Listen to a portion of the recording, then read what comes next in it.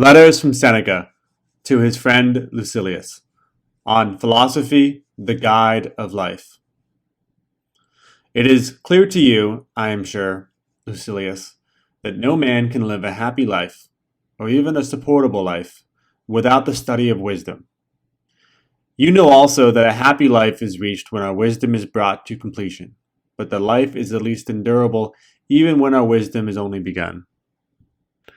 This idea, however, clear though it is, must be strengthened and implanted more deeply by daily reflection. It is more important for you to keep the resolutions you have already made than to go on and make noble ones.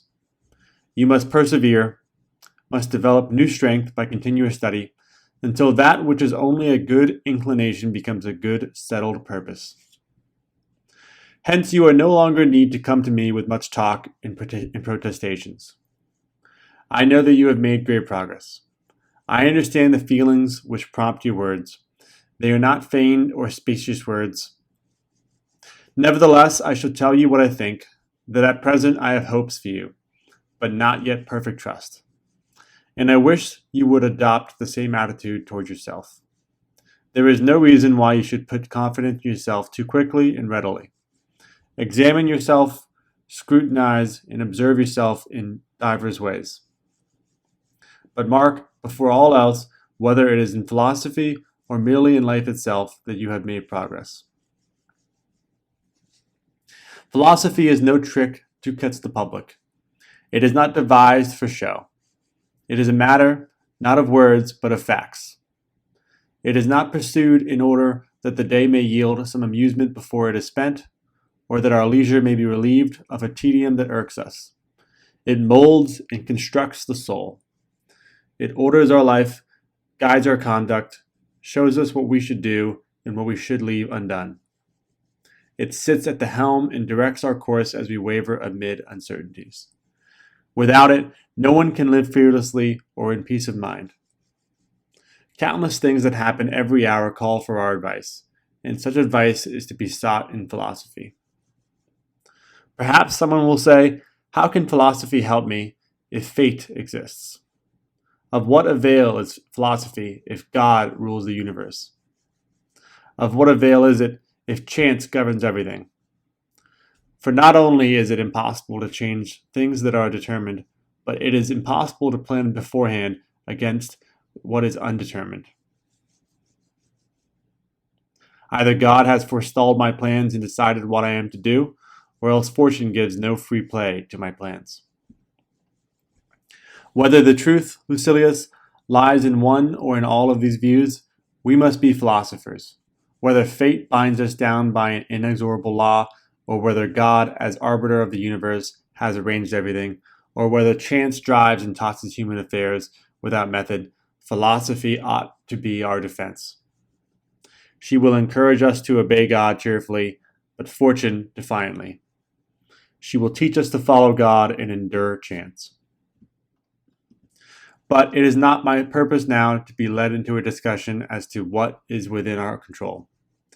If foreknowledge is supreme, or if a chain of fated events drags us along in its clutches, or if the sudden and the unexpected play the tyrant over us, I return now to my warning and my exhortation that you should not allow the impulse of your spirit to weaken and grow old. Hold fast to it and establish it firmly, in order that what is now impulse may become a habit of the mind. I know you well. You have already begun to try and find out, from the very beginning of my letter, what little contribution it brings to you. Sift the letter and you will find it. You need not wonder at any genius of mine, for as yet I am lavish only with other men's property. But why did I say other men? Whatever is well said by anyone is mine. This is also a saying of Epicurus.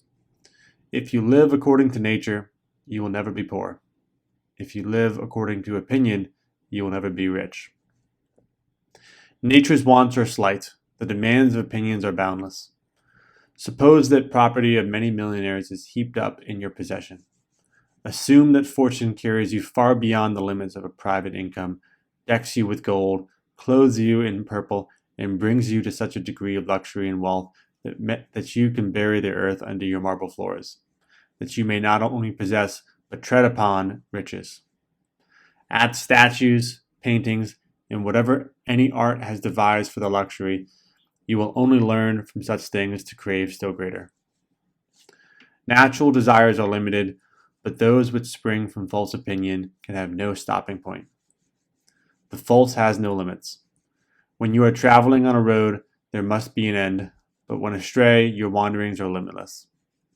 Recall your steps, therefore, from idle things, and when you would know whether that which you seek is based upon a natural or upon a misleading desire, consider whether it can stop at any definite point.